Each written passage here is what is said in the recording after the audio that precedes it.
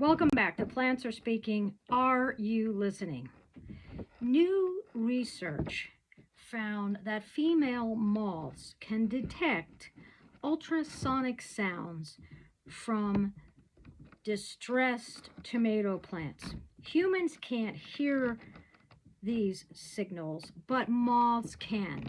They use sound to decide where to lay their eggs.